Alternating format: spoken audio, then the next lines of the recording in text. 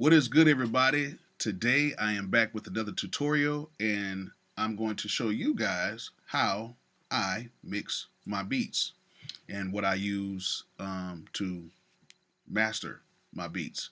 At the end of this video, some of you guys might be cool with what I did, and some of you guys might be scratching your heads like, that's not what I came here for. I thought he was going to use a ton of plugins and all this other stuff. But at the end of the day, sound selection is what makes your beats sound good. I don't really like doing a lot of huge EQ moves. I don't really like doing a lot of compression because I like to pick sounds that sound good, and I do not like manipulating sounds that much because once you start doing that, the beat starts sounding thin and real funny. So right now I have a beat that I made on IG Live the other day. I already have it patterned out and everything right now, and I already pretty much mixed it. But I'm gonna go through and show you guys what I did, and I'm gonna show you what I do on my master. Right now I have an L2 on here right now just for video purposes, so it will not like clip, because you guys completely go insane with digital clipping. And just to be truthfully honest, a lot of producers don't really put anything on the master track, and yes, it does clip, but for the sake of this video and for the sake of all the engineering experts out there, I will not let this track have any digital clipping. So first thing is, I have my track right here and I got everything pulled up, and of course it is super loud. So the first thing that I do is, as you can see, I have my EQ stuff done. I'm gonna go through that, but the first thing I do with all of the tracks is I pull everything down, everything. And just for the sake of everything, I'm actually going to turn off all of the EQs for right now. So I have everything turned down. First thing I like to do is I like to work with my drums. I don't have everything named right now, but I pretty much can look at the waves and tell you what is what. And so let's go ahead and mute all of the sounds, and let's just work with, not all the sounds, but let's just work with nothing but just the drums. So let's go in and see here. This is probably a clap. Okay. So what I'm going to do is I'm going to be quiet. I'm just going to work on the drums real quick, get it to sounding as good as possible. I have on some headphones, and I usually like to mix through my speakers, but I can only do it through my headphones right now, so I'm going to try to get the best sound I can through these headphones.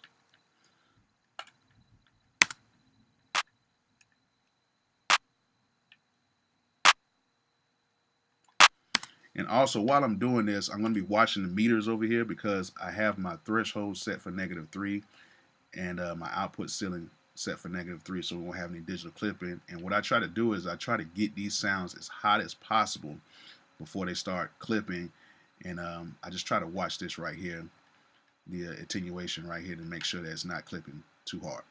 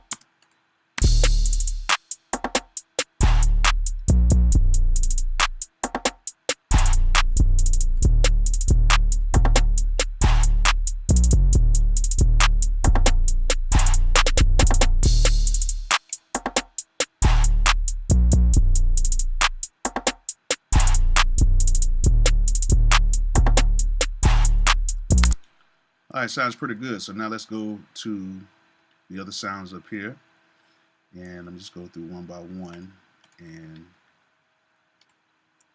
have them sit in the track.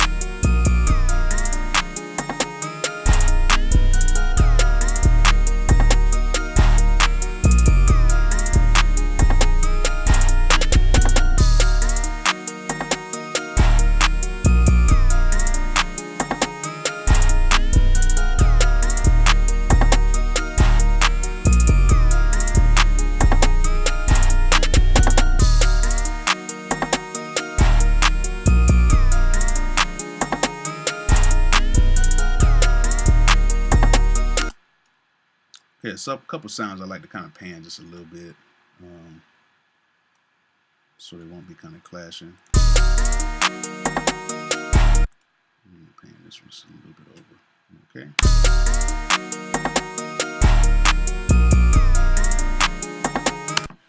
And that's pretty much it.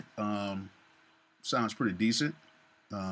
So what I'm gonna do now is I'm gonna show you some of the EQ moves I did. EQ moves I did on the track. So as you can see, this sound right here is like a lead, and it has a very kind of harsh top end. So what I did is I just basically took a little bit of top end out and I took a bit of the low end out. So because a lot of times these sounds, they have low end information that you don't need, and basically all it does is just clutter up the low end. So that's what I did on this one.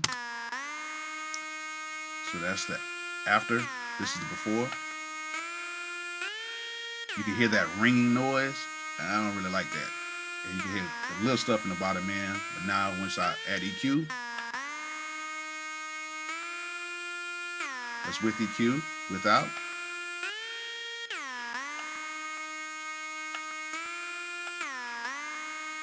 All right, so you can hear that. Next one, I just took basically bottom end out of this one.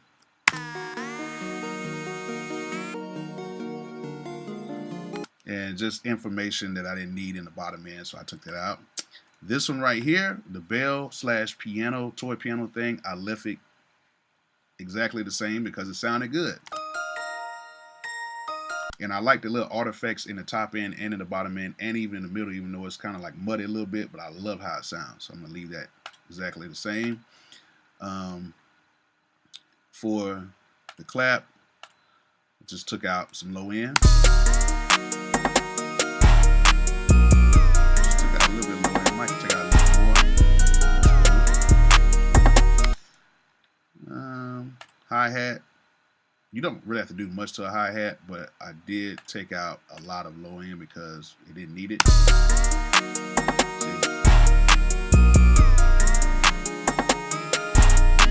Just took out some low end on that. Right here. The toms, well not the toms, but the congos, bongos, whatever you want to call it. I just took out some low end information. That's it. This snare, I didn't do anything to it. I like how it sounded. Sounds pretty dirty. I love how it sounds. Right here, the bass. This is actually the classic Zaytoven bass, and it's really dirty. It has a really like cool like kick and a bass sound to it, so you don't really have to add a kick to it, but it does have a lot of like distortion because this bass has been sampled so many times in sample packs. So by the time you get it, it's already been like compressed and EQ'd a little bit. So it did have some low end information that I didn't like, so I basically just took out just a tad bit of low end. out of there. And as you can see, I just rolled it off to 27 hertz. And a lot of people say, well, why don't you roll off the top end too? What people don't understand is bass still does have a top end. Even though sometimes it doesn't read, it still does have a top end. And I just like to leave it. You know, you don't have to do much to it. The cymbal I left the same, and the little Beethoven crowd noise sound I left the same. So that's it. That's how I mix the track. So of course I got my tag in here, and basically that's the whole track. I'm just gonna play the hook part so you can hear how everything blends. I'm gonna play it actually from here to where everything kind of goes into the verse part.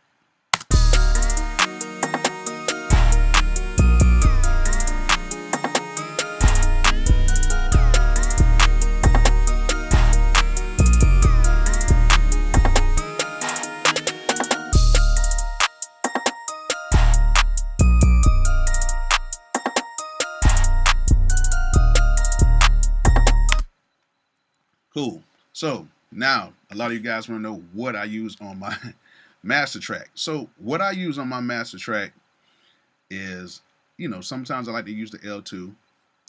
And before I use anything, what I do is I try to get the beat as hot as possible so that the limiter will not be working as hard. Because when a limiter is basically to stop clipping, and you don't want the limiter to work too hard. That's why a lot of master engineers actually use two limiters so that both of the limiters are not working as hard and you get a better sound that way. So first thing I like to do is I like to pick the limiter of choice, and my limiter of choice is the Fab Filter Pro L.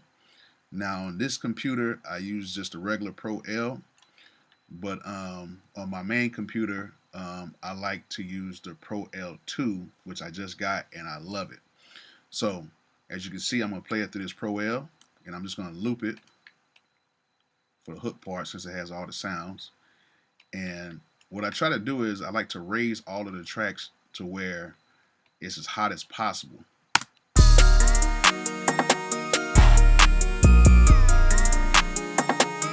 So right now it's sitting at like negative 4 dB, and the RMS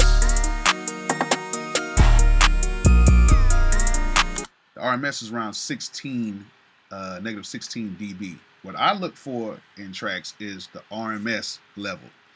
So first thing I do is I turn my output down to -3, -3, -4, whatever you want to use, -2. That basically stops digital clipping, because sometimes even if you do put it on 0, you still have some digital clipping. So what I do now is I like to take all of my tracks, and then as I'm playing it, I turn all the tracks up together to where I can get it as hot as possible before it starts clipping.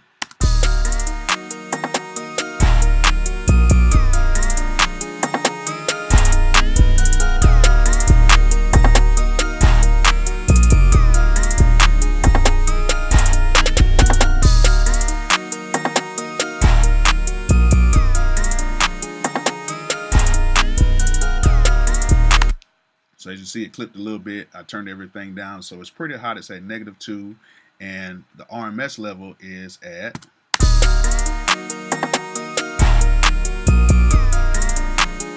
about -15. So what I want to do now is I want to get my beat as hot as possible RMS wise. I do care about the normal volume, but I'm looking for RMS values because that is what kind of shows you how loud the beat is. Now standard loudness metering, if you do the LUFS, is like -10, -9. It's almost kind of the same as RMS. It's not as high as RMS, but they're about the same. So what I do is on this, I just kind of watch the RMS leveling on here. So what I'm going to do is I'm going to turn the gain up until I get a good RMS level.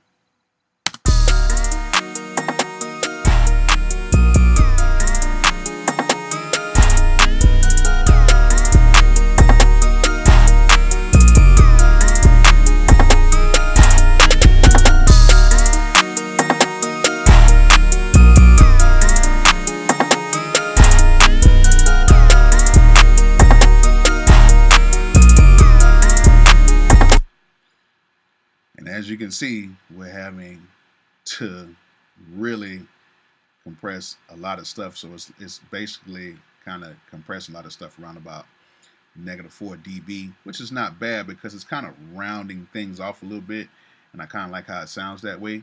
If you're a person that doesn't want to feel that roundness, because I used to be the same way, I was like, man, I don't like how it sounds like that. It doesn't feel like it hits as hard.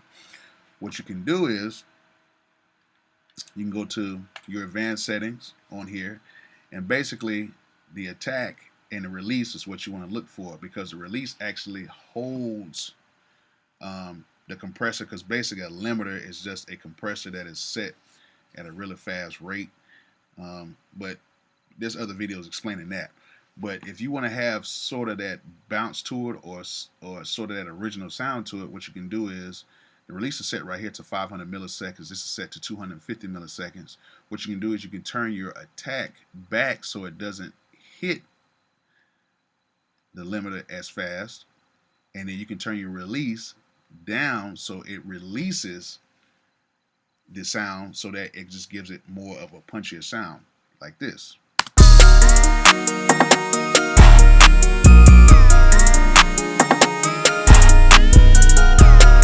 And as you can see, it's kind of doing it, it's kind of compressing at 2 dB, and you're still giving the same type of volume, and it sounds pretty decent. But I like to keep mine kind of like a more rounder sound, like it just kind of just compresses it. So I'm going to kind of leave everything where it was at. Probably turn the release just a little bit down.